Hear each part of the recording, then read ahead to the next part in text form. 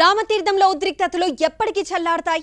నిన్న YCP MP Vijayasai Reddy, TDP అధినేత చంద్రబాబు నాయుడు టూర్లతో మొదలైన టెన్షన్ ఇవాళ కూడా కొనసాగింది. మంత్రులు బొత్స సత్యనారాయణ, వెల్లంపల్లి శ్రీనివాస్ రామతీర్థానికి వెళ్లారు. వాళ్లు కొండ ఎక్కకుండా హిందూ ఐక్య వేదిక కార్యకర్తలు మెట్లపై బైఠాయించడంతో మంత్రులు మరో దారిలో వెళ్లాల్సొచ్చింది. ఆలయ పరిసరాలను పరిశీలించారు. ఘటనపై పూజారులు, అధికారులను వివరాలు అడిగి తెలుసుకున్నారు. అయితే కొండ కింద సిచ్యువేషన్ మాత్రం వేరేగా కనిపించింది. పెద్ద సంఖ్యలో చేరుకున్న హిందూ ఐక్య వేదిక సభ్యులు ఆందోళన కొనసాగించారు. పోలీసులు అడ్డుకోవడంతో పరిస్థితి ఉద్రిక్తంగా మారింది. ఇరు వర్గాల మధ్య తోపులాట జరిగింది. సాయంత్రానికి సీన్ మారింది. రామతీర్థం నుంచి విజయనగరానికి సీన్ మారింది. టీడీపీ చేపట్టిన ర్యాలీ ఉద్రిక్తతలకు దారితీసింది. అశోక్ గజపతిరాజుపై నిన్న మంత్రి వెల్లంపల్లి వ్యాఖ్యలకు నిరసనగా టీడీపీ శ్రేణులు ర్యాలీ తీశాయి. వెల్లంపల్లి దిష్టిబొమ్మను దగ్ధం చేశారు. ఈ సందర్భంగా పోలీసులకు టీడీపీ నేతల మధ్య తోపులాట జరిగింది.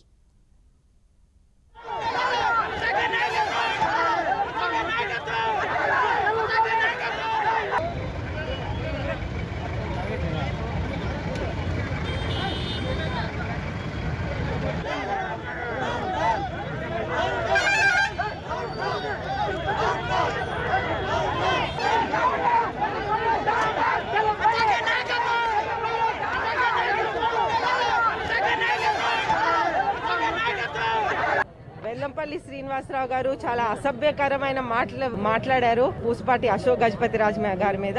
పూసపాటి అశోక్ గజపతిరాజు గారు విజయనగరం ప్రజలకే ఒక తండ్రిగా ఉన్నారు. ఇక్కడ 2 నీటి ప్రాజెక్టులు చేశారు. అదేవిధంగా వారు ఏవియేషన్ మినిస్టర్గా ఉన్నప్పుడు ఏవియేషన్ని ప్రథమ స్థానంకి తీసుకువెళ్లారు. అది మనం అందరం గుర్తు పెట్టుకొని వారికి ఎంతో రెస్పెక్ట్ ఉండేది. ఈ ప్రభుత్వం కిందన ఇటువంటి వ్యాఖ్యలు మొదటిసారిగా అశోక్ గజపతిరాజు గారు మేమందరం వింటున్నాము. వెల్లంపల్లి ఏపీలో టెంపుల్ పాలిటిక్స్ పీక్ స్థాయికి చేరాయి. రాజకీయాలు రామతీర్థం చుట్టూ తిరుగుతున్నాయి. గుర్తు తెలియని వ్యక్తులు రాములోరి విగ్రహాలను ధ్వంసం చేయడంతో చెలరేగిన వివాదం వార్ను తలపిస్తోంది. నిన్న చంద్రబాబు, విజయసాయిరెడ్డి, బీజేపీ నేతల రాకతో రామతీర్థ క్షేత్రం రణరంగంగా మారింది. ఇవాళ కూడా రాష్ట్ర మంత్రులు బొత్స సత్యనారాయణ, వెల్లంపల్లి శ్రీనివాస్ రామతీర్థానికి చేరుకున్నారు. దాంతో అక్కడ ఉద్రిక్త పరిస్థితులు నెలకొన్నాయి. అధికారం, రాజకీయం కోసం చంద్రబాబు ఎంతకైనా దిగజారుతారంటూ వైసీపీ నేతలు అంటుంటే, రాముని సాక్షిగా చెప్తున్నాము అంటూ వైసీపీ నేతలు కొంతమంది మాట్లాడుతూ ఉండగా దానికి కౌంటర్ ఇచ్చారు టీడీపీ నేతలు. అయితే ఈ ఇష్యూలో అశోక్ గజపతిరాజు పైన ఇప్పుడు ఆరోపణలు వస్తున్నాయి. వాటిపై ఆయన ఏమంటారు? అశోక్ గజపతిరాజుతో మా ప్రతినిధి ఉన్నారు. మా విజయనగరం ప్రతినిధి కోటేశ్వరరావు లైవ్ ద్వారా అందిస్తారు. కోటేశ్వరరావు, ప్రస్తుతానికి పవిత్ర పుణ్యక్షేత్రం రామతీర్థంలో విగ్రహ ధ్వంసం ఘటన అయితే పూర్తి ఉద్రిక్తతలను తలపిస్తుంది. రోజు రోజుకి వివాదం ముదురుతుంది. మరోవైపు రాజకీయ పార్టీల నుండి ఆరోపణలు, ప్రత్యారోపణలు వస్తున్నాయి. అదేవిధంగా ఈ క్రమంలో అశోక్ గజపతిరాజు పైన కూడా ప్రస్తుతానికి ఉన్న వైసీపీ ప్రభుత్వానికి సంబంధించిన మంత్రులు, పెద్దలు పలు ఆరోపణలు చేస్తూ వచ్చారు. దానికి సంబంధించి అశోక్ గజపతిరాజు ఏమంటారు? ప్రస్తుతానికి మన దగ్గర ఆయన ఉన్నారు, ఆయనతో వాటి తెలుసుకుందాం. సార్ చెప్పండి, రామతీర్థం కొండపైన ఏదైతే విగ్రహం ధ్వంసమైందో ఆ విగ్రహానికి సంబంధించి దాడికి మీరే బాధ్యత వహించాలి, మీదే పాత్ర ఉంది అని వైసీపీ మంత్రులు అంటున్నారు. ఇది ఎంతవరకు కరెక్ట్? చూడు, మన రాష్ట్రంలో 125వ ఘటన ఇది నాకు తెలిసిన మట్టుకి. తర్వాత కూడా అయ్యాయి ధ్వంసాలు. ఇప్పుడు హిందూ మతంపై మీకు ఫిజికల్ దాడి ఒక భాగం,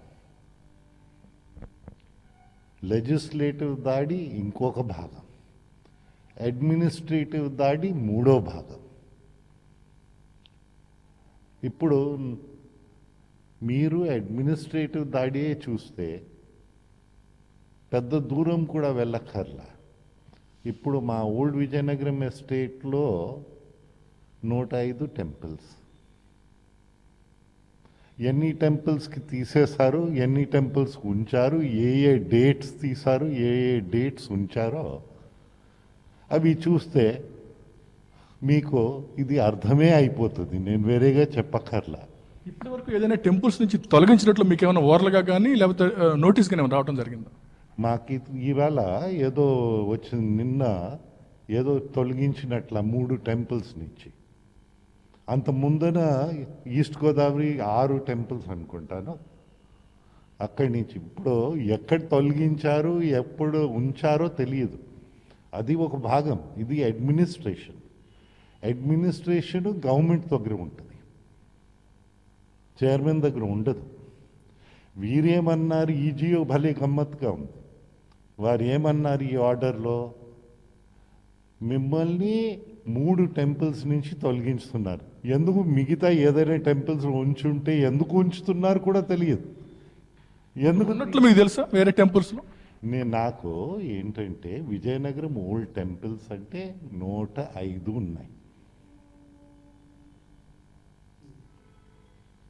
మీరు ఫిజికల్ దాడి ఒక పక్కన అవుతుంది, అడ్మినిస్ట్రేటివ్ దాడి ఇంకో పక్కన అవుతుంది, లెజిస్లేటివ్ దాడి ఇంకో పక్కన అవుతుంది. ఈ 3 మీరు చూడకంట ఒకటే పట్టుకుంటే మీకు పిక్చర్ రాదు. ఇప్పుడు ఈ గవర్నమెంట్ లెజిస్లేటివ్ అనుకో, వారు ఏం చేశారు, వారు మొదట 9 టెంపుల్స్ నుంచి ఎంక్వైరీ తీసేశారు. 8 మేజర్ టెంపుల్స్ ప్లస్ టీటీడీ. అంటే ఎవరికైనా వేయవచ్చు, ట్రస్ట్ బోర్డు, ఎంక్వైరీ అక్కర్లేదు. సో అది లెజిస్లేటివ్ దాడి. అంటే మీరు అర్థం చేసుకోండి అయ్యా, ఇది ఒకటే కాదు. ఎందుకు హిందూ మతంపై పడ్డారో అర్థం కాని పరిస్థితి. ఇప్పుడు అడ్మినిస్ట్రేటివ్ దాడిలో చూస్తే ఏం చేశారు, దేవుళ్ళందరూ వారి భక్తులు సమర్పిస్తారు. ఏదో కానుకలు కానీ, భూమి కానీ, డబ్బు కానీ, ఇంకోటి కానీ. ఇది భక్తులు ఇచ్చింది ఆ దేవుడికి ఇస్తారు. ఏ మతం అంతే, వారి భక్తులు వారికి ఇస్తారు. అయితే మన రాష్ట్రంలో ప్రత్యేకత ఏంటంటే హిందూ మతంలో ఉన్న భూములు ఎండోమెంట్స్ నుంచి తీసి, ఎండోమెంట్స్ ఏ సూపర్ ఎఫిషియెంట్ కాదు కానీ ఒక ఫోకస్ ఉండేది, తీసి జాయింట్ కలెక్టర్స్కి ఇచ్చారు. ఇది ఏ క్రిస్టియన్ మతానికి చేయలేదు, వక్ఫ్కి చేయలేదు. ఇప్పుడు ఎవరైనా హిందూ మతం ఆస్తిని వాడేవాడు అంటే మేనేజ్ చేసేవాడు, అడ్మినిస్టర్ చేసేవాడు హిందూ అయి ఉండాలి. నువ్వు జాయింట్ కలెక్టర్కి పెట్టేటప్పుడు ఆడు హిందూ అవ్వచ్చు, ఇంకో మతం అవ్వచ్చు, అసలు దేవుడిపై నమ్మకం లేనివాడు ఉండొచ్చు. నువ్వు ఇప్పుడు వక్ఫ్లో నాన్ ముస్లింని పెట్టు, వారు ఒప్పుకుంటారా? క్రిస్టియన్స్ ఒప్పుకుంటారా? సార్ ప్రధానంగా చూస్తే మీరు చైర్మన్గా ఉన్న సమయంలోనే విగ్రహాల ధ్వంసం జరిగింది అని అంటున్నారు. మీరు బాధ్యత వహించాలి అని అంటున్నారు. అదేవిధంగా అసలు మీకు రామతీర్థం చైర్మన్గా ఉన్నట్టు తెలుసా, లేదా విగ్రహాల ధ్వంసం అయిన తర్వాత మీరు వెళ్ళి చూసారా చైర్మన్ హోదాలో? చూడు, జనరల్గా అదే చెప్తున్నాను. మీరు ఏదో ఒక్కటి పట్టుకుంటున్నారు. ఇది 125ది. ఏంటో ఈ గవర్నమెంట్ వచ్చిన తర్వాత మనకి వారి అడ్మినిస్ట్రేషన్ మిషనరీ మొత్తం స్తంభించిపోయింది. ఇప్పుడు ఇంత ముందు మంచిది కానీ చెడ్డది కానీ ఖబర్ పెట్టేవారు, చైర్మన్ గారు ఇలాగ అయ్యింది అని. ఇంతవరకు అట్లీస్ట్ తీయడం ఆ ఆర్డర్ వచ్చేసింది కానీ అక్కడ గుమస్తా కూడా, ఈయో సంగతి వదిలే, గుమస్తా కూడా ఏదో ఫోన్ చేసి చైర్మన్ గారు ఇక్కడ ధ్వంసం అయ్యాయని అంటే ఈ రోజు వరకు చెప్పలే. ఇప్పుడు చైర్మన్ కూడా తీసేశారు ఇంకో 3 డిస్ట్రిక్ట్స్లో. ఎందుకు మొత్తం 105లో ఎన్ని తీసేశారు, ఎన్ని ఉంచారో నాకైతే అది తెలియదు సార్. అంటే పేపర్లో, టీవీలో వస్తుంది ధ్వంసమైనట్లు. మీకు చెప్పినా చెప్పకపోయినా చైర్మన్ హోదాలో మీరు ఉన్నారు కాబట్టి మీరు దానికోసం ఆరా తీశారా, ఎవరినైనా ప్రశ్నించారా, ఏం జరిగింది? చూడు, ఇప్పుడు చైర్మన్ డ్యూటీస్ ఏంటి, అడ్మినిస్ట్రేటర్స్ డ్యూటీస్ ఏంటి చెప్పు, నువ్వే చెప్పు. ఇప్పుడు ఇది ఫస్ట్ ఇన్సిడెంట్ కాదు నాయనా, అదే చెప్తున్నా. 125 ఇన్సిడెంట్స్ అయ్యాయి. దాని తర్వాత ఈ 125వ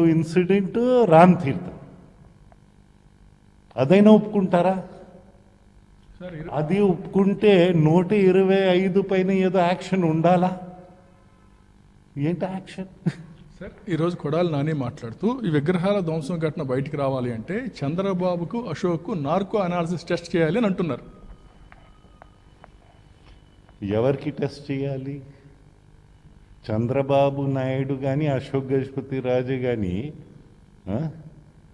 ఈ 125 టెంపుల్స్ ఇక్కడ, దాని తర్వాత ఎన్ని ధ్వంసమయ్యో రేపుకి ఎన్ని అవుతాయో తెలియదు. మేనేజ్ చేస్తున్నారా? అడ్మినిస్ట్రేషన్ ఎవరు చూస్తున్నారు? ఈఓ ట్రాన్స్ఫర్స్ కానీ ఇవన్నీ కానీ ఎవరు చూస్తున్నారండి? ఇప్పుడు ఏమైంది? మీరు ఇది మొదటిసారి కాదు. ఇప్పుడు నా తండ్రి గారు ఉన్నప్పుడు ఒక ఇన్సిడెంట్ జరగకుండా ఉండవలసింది. సింహాచలంలో స్టూవర్ట్పురం దొంగలు పడ్డారు. పడి ఏం చేశారు?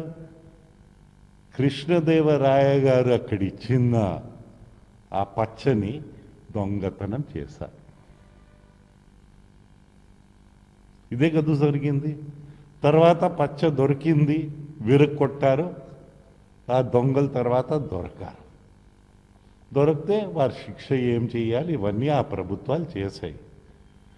కానీ వరుసగా 125 వరకు తీసుకెళ్ళి ఇంకా తీసుకుంటూ వెళ్తూ నేను శిక్షించానంటే మళ్ళీ ఓకే, నువ్వు శిక్షించావని నువ్వు అనుకుంటున్నావు.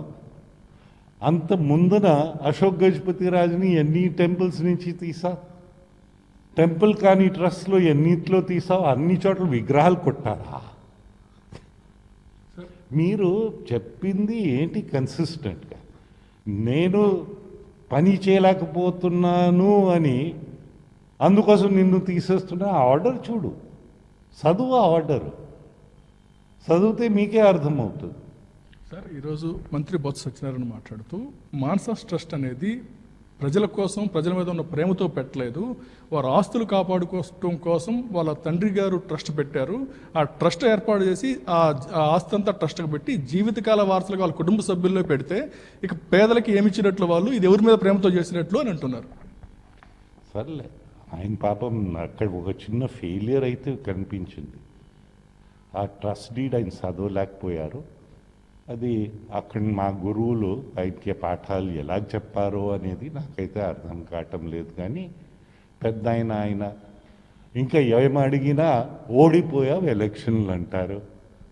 ఎలక్షన్లో ఓడిపోతాం, గెలుస్తాం. నేనే 10 ఎన్నికలు పోటీ చేస్తాను. 8 శాసనసభకి, 2 పార్లమెంట్కి. దాంట్లో 7 శాసనసభ గెలిచా, ఓడిపోయింది.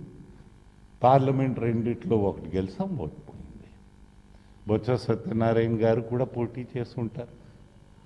ఆయన్నే అడిగితే నువ్వు ఎన్నిసార్లు గెలిచావని, అలాగ అందరూ గెలుస్తూ ఉంటారు, పోతూ ఉంటుంది. అది కాదు ప్రశ్న. ప్రశ్న ఏంటంటే రాజ్యాంగం అమలు కావాలి, రాగద్వేషాలకి అతీతంగా మీరు పని చేయాలి. మీరు ఎండోమెంట్స్ యాక్ట్ ఎందుకు పెట్టాలి? ఓకే, ఆ యాక్ట్ తీసేసి నువ్వు ఏదైనా పర్సనల్ ప్రాపర్టీ చేయవచ్చు కదా. ఎండోమెంట్సే లేకుండా ఎలాగైనా ఇప్పుడు ఎండోమెంట్స్ ఎవరైనా ఆంధ్రప్రదేశ్లో చేస్తారని నేనైతే అనుకోవటంలా. ఇప్పుడు 450 మంది పిల్లలు ఇక్కడ ప్రతిరోజు ఆ బోర్డింగ్ హౌస్లో తిన్నారు కదా. అందరూ అదే ఒకటి కుటుంబమా, ఒకటి కులమా? ఏదైనా మనం మాట్లాడేటప్పుడు తెలుసుకుని మాట్లాడితే బాగుంటుంది. కానీ తెలుసుకుని అసలు మాట్లాడకుండా తప్పుదారిలో అందరినీ పంపించాలని ఉద్దేశంతో మాట్లాడి అసలు క్లారిటీ కావాలి. నాకు హిందూ మతంపై ఈరోజు ఫిజికల్ అసాల్ట్ అవుతుంది, అడ్మినిస్ట్రేటివ్ అసాల్ట్ అవుతుంది, లెజిస్లేటివ్ అసాల్ట్ అవుతుంది. ఇవి రాజ్యాంగానికి వ్యతిరేకం. అన్ని మతాల్ని మనం గౌరవించే బాధ్యత ప్రభుత్వం తీసుకున్నారు. ప్రభుత్వంలో ఉన్న మంత్రులందరూ అదే రాజ్యాంగాన్ని అమలు చేస్తారని ప్రమాణం చేశారు. ప్రమాణం ఎవరిపైన చేశారు? వారు నమ్మిన దేవుడిపై. అసలు దేవుడిపై నమ్మకం లేకుండా ఉన్నవాడు వారి ఆనర్పై ప్రమాణం చేశారు. మీ ప్రమాణం మీరు దయచేసి నిలబెట్టండి. రాగద్వేషాలకు వెళ్ళి కంగాలు చేసి ఇలాగ ఎదురుదాడి చేస్తే దానివల్ల సుఖం ఎవరికి ఉండదు. సార్, మీరు మాన్సాస్ ట్రస్ట్ చైర్మన్గా ఉన్నప్పుడే మీ పార్టీ నేత మురళీమోహన్కు మీరు ల్యాండ్ ఇచ్చారని ఈరోజు బొత్స ఆరోపిస్తున్నారు.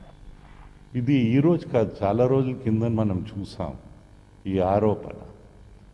అసలు ఎండోమెంట్ ల్యాండ్ అనేది దానికి గవర్నమెంట్ ఉంది, గవర్నింగ్ రూల్స్ ఉన్నాయి. ఆయనే ఎంక్వైరీ ఆర్డర్ చేశారు గవర్నమెంట్ మారిన తర్వాత. అదృష్టం ఇవాళ ఏంటంటే అదే కలెక్టర్ ఇక్కడ ఉన్నారు.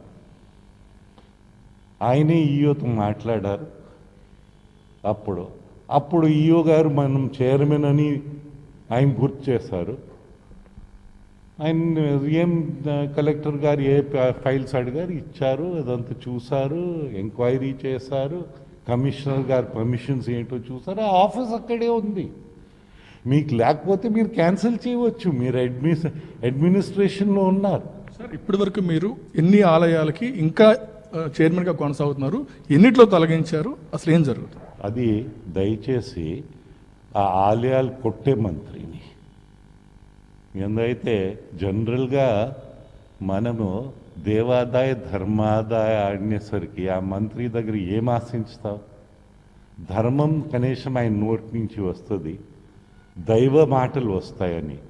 మాకు ఈ రెండు కనిపించటం లేదు. మాకేం కనిపిస్తుంది? బూత్ మాటలు ఇవే కనిపిస్తున్నాయి. ఇది అందరు మంత్రుల దగ్గర కనిపిస్తూ ఉంది ఈనాడు. ఇది ఏంటో కానీ మనకి రాష్ట్ర ప్రభుత్వం కానీ కేంద్ర ప్రభుత్వం కానీ ఈ రెండు ప్రభుత్వాలు మన రాజ్యాంగాన్ని అమలు చేస్తారని రాగద్వేషాలకి అతీతంగా అమలు చేస్తారని అందరు మంత్రులు ప్రమాణం చేశారు వారి ఇష్టదేవతలపై. మరి దేవుడిపై నమ్మకం లేనివాడు కూడా వారి గౌరవం పైన, ఆనర్ పైన వారు ప్రమాణం చేశారు. ఇద్దరుకి అంటే రాష్ట్ర కేంద్ర ప్రభుత్వాలకి మా కోరిక ఏంటంటే మీ ప్రమాణాలు మీరు దయచేసి నిలబెట్టండి. ఇది పరిస్థితి. ఈ రామతీర్థ విగ్రహాలకు సంబంధించి ధ్వంసం ఘటన పైన ఈ విధంగా స్పందించారు. ఏదైనా రాజ్యాంగం ప్రకారం ఏదైతే దేవుళ్ళ పైన ప్రమాణం చేశారో ఆ ప్రమాణాలను నిలబెట్టుకోవాలి, ప్రజలను తప్పుదోవ పట్టించొద్దని చెప్పి అశోక్ గజపతి కోరటం జరుగుతుంది. ఇది ఇక్కడ పరిస్థితి. Over to studio.